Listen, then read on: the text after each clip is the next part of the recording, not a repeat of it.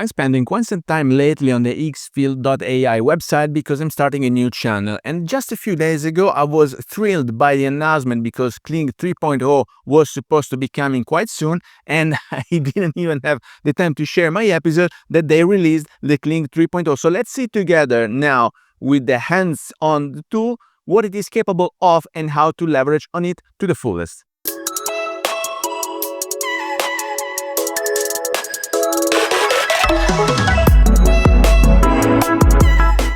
Hello everybody, welcome back to the channel. Thomas Love here from wildest, and today we're gonna talk about this Kling 3.0 that has been just released and is available on the Higgsfield.ai website and platform. Now, maybe you don't know it, but I'm having a new release of a new channel in a few weeks, so I'm working on it with Higgsfield because I need to create images, short videos, so on and so forth for the image of the new channel, of course, and this is a great tool as an help. And so I was working on it, and normally I was using either Kling 2.6 or even the video that it's here on the website. As you can see, I was using 2.6 and here the cinematic studio video because I could give it the starting frame. But now with Kling 3.0, as you can see, we have several new additional tools, and so I'm on the Higgsfield website right now. And so apart from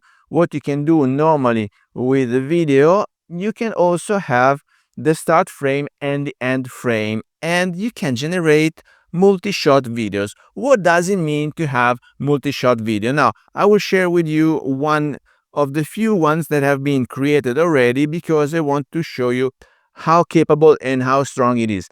Multi-shot, it means that you can start a sequence within the same video that you're gonna create. This is a great example. Now we have a man running, and then after it we switch to the next scene and the focus switches to the airplane, and then in the very end the last scenes are happening on the airplane. So let's see it together once again because it's a great thing.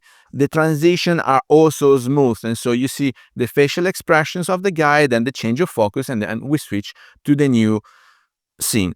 But you can do much more with Kling 3.0 because here on the platform you can choose, of course, the multi-shot. So each shot you need to give it a prompt as detailed as possible, less than 500 words. So you want to describe the angle, what lens it is supposed to use, if a 35mm, a 50mm, or a telephoto, and then what movement you want it to have, if you want to have it panning or moving towards the subject or moving outwards or lifting. So try to describe the scene to the best that you can, and then eventually you can add shot here. See, you can add shot, and then the total duration for the shots is supposed to have max 15 seconds. So if you want to have multi-shots, let's say that you have a few scenes worth 3 seconds each, then you just go here, you add another shot, it will be another 3 seconds and maybe another 3 seconds, and then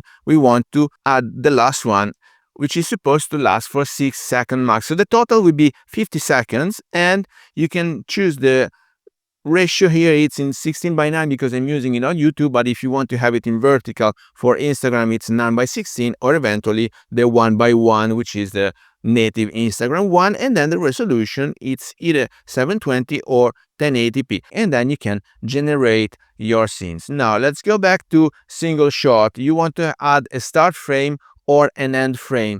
You can eventually prepare the frames before. So when you go to Higgsfield.ai, you have the Cinema Studio. So with the Cinema Studio here, you can have image or video or all, right? And then you can add whatever you want to have. Here I add the starting frame that is an actual photo of myself, and then you can eventually add an end frame, and then also eventually choosing what movements you want the camera to have, whether it's static and so the subject will be moving, or if you want to have it handheld, if you want to have zoom out, zoom in, the camera that follows your subject, or a pan left or right. You see, you can create a camera movement for each piece of the video, and then eventually once you have it, you can go back to the Kling 3.0 and using them as starting frame or end frame if you're having created a few images. Now you can create images 3D, you can create different backgrounds, you can alter the facial expression. This is a very powerful tool. I don't use it that much for the photos, because for the photos I have to certify that it is the truth when I'm shooting street photography or when I'm shooting portrait. But for video it's a great thing because it gives movement. Even during this episode you can have some additional footage and show the capabilities of these two. So here we are on board with this eagle flying around. It's 8 seconds of an eagle fly. As you can see, it looks like it's on a gimbal because the face is very centered and it's always in focus, and then you see the background changing as soon as it flies away. Here we are on board on a hockey disc, and then see the movements and the details in the hands have been really enhanced in this version of Kling 3.0 compared to the 2.6. Here we are on board to a NASCAR point of view. It's changing right now. As you can see, it's very detailed, and also the depth of field is something that they worked on because the close part of the car are in real focus while it's blurred because the movement is simulated very well. And here look at the facial expressions. We didn't have these in Kling 2.6, nor even in other simulators, but here the movement and the facial expressions are really reliable. And also the shift from scene to scene, you can eventually load your subject. I will show you how to do it. You can eventually add photos of your subject. Here, that's the thing that is called elements. If you want to add a new element, whether it is yourself if you are the character in the video, or it is an object, here I have my bottle, you can load a few shots of this item or of this person from different angles. So that will ensure that throughout the whole video that will be generated by Kling 3.0, it is not changing. So there's a continuity. So you see that that person, it's always the character that you chose.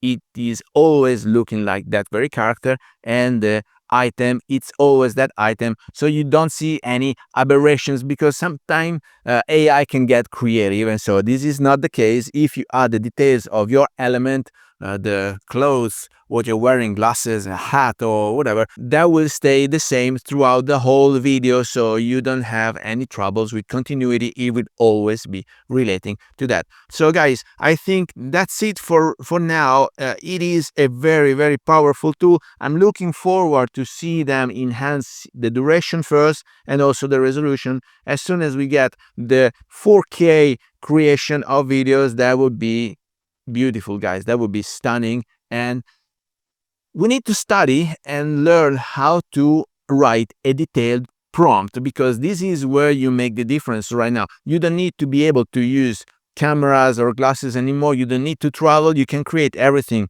with this powerful AI video generation. You need to have a detailed prompt. So guys, please let me know down here in the comments if you have additional question regarding this powerful tool. And with that, I hope you got some value out of this video. If you did, please remember to like it, share it on your social media, subscribe to the channel so you won't miss any videos to come. And I guess I will see you later. Thank you. Bye bye.